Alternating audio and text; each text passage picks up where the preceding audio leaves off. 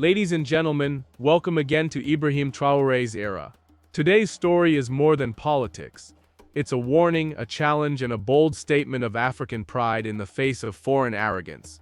This week, a familiar name in world politics, Benjamin Netanyahu, has reportedly found himself on the receiving end of President Ibrahim Traoré's uncompromising words.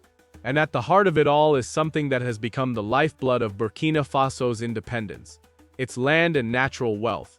Before you take sides, listen closely. When Traoré assumed leadership, one of his earliest missions was to check every single mining concession in Burkina Faso. He didn't care if the owners were from France, Canada, the US, China, or Israel. If the deal was corrupt, if it cheated the people, it had to be cancelled. This wasn't a publicity stunt. It was a calculated operation to rip out decades of exploitation hidden in dusty contracts. During this audit, one Israeli-owned company was caught in a corrupt act. Its accounts didn't line up, its on-site activities didn't match its license, and its environmental record violated national law. In short, they were in serious trouble. Traoré's government did what many African leaders hesitate to do. They revoked the license outright, alongside 7 others belonging to different foreign firms. No drawn-out negotiations, no secret handshakes, no let's talk over dinner. And that, my friends, is when the storm began. Instead of accepting the decision, the company threatened to sue the Burkina Faso government. Even worse, they sent a message so loaded with entitlement that it made the land ministry freeze in disbelief. They made a very bold threat: "We will bring Burkina Faso down for what you have done to us." The threat carried political undertones.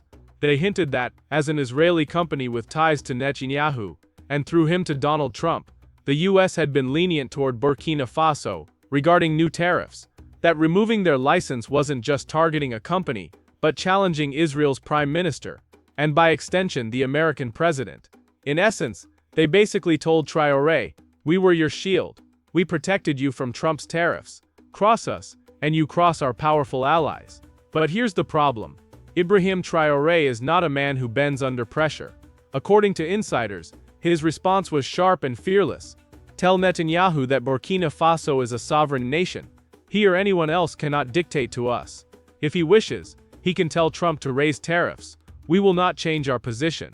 That's the voice of a leader who understands the worth of his land, his people, and his independence, and refuses to bow before so-called powerful nations. But this goes beyond a revoked license. This is about global politics, shifting alliances, and Africa's fight for true freedom in the modern era. The US, by many accounts, had been holding back full economic pressure on Burkina Faso in hopes of winning its cooperation, perhaps even pulling it away from its warming ties with Russia.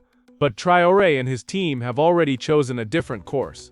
They're not looking west, they're looking east, toward Moscow and Beijing, toward partners who don't disguise control as aid. With this one act, Traoré didn't just challenge a mining firm. He signaled to the West and Israel that Burkina Faso alone will decide who it works with, and on what terms. Now, this mine wasn't just a small pit in the ground. It was one of Burkina Faso's richest gold sites, yielding thousands of kilos each year. One year's production could fund the nation's health and education budget entirely. Yet under the old agreements, Burkina Faso was getting crumbs, reportedly less than 10% of the earnings, while the Israeli company kept the lion's share. This is why Traoré acted swiftly. He understood that the nation's rise depended on reclaiming control over its underground wealth. His post-coup audits have stripped foreign companies, French, Canadian, Israeli, of their cushy one-sided deals. And remember, mines are not just economic assets, they're political weapons. Whoever controls them can sway governments, bankroll wars, and influence entire regions. So when Traoré's administration stripped this firm's license, it didn't just close a mine, it severed a pipeline of wealth and influence for powerful people overseas. The backlash came quickly: phone calls, private meetings, and finally the arrogant message: "You've made enemies of us and our friends." Some might ask, why not just let them operate and take a small cut? Wouldn't that avoid trouble? But that's the trap. Once you depend on scraps, you're too afraid to break the table. You start shaping your nation's policies to please foreign investors instead of your own citizens. That's how leaders become puppets. Traoré refuses to play that game. He has declared that every ounce of gold in Burkina Faso will serve its people. No more hidden offshore accounts, no more fake tax loopholes, and no more leaders selling their nation's future for bribes. The Israeli firm's political connections made them bold. With backers in Tel Aviv and ties to Washington, they thought dropping Trump's name would intimidate Traoré. They miscalculated. He doesn't care if you're Netanyahu, Trump, or the King of England. Exploit Burkina Faso, and you're gone. This isn't the first time he stood up to giants.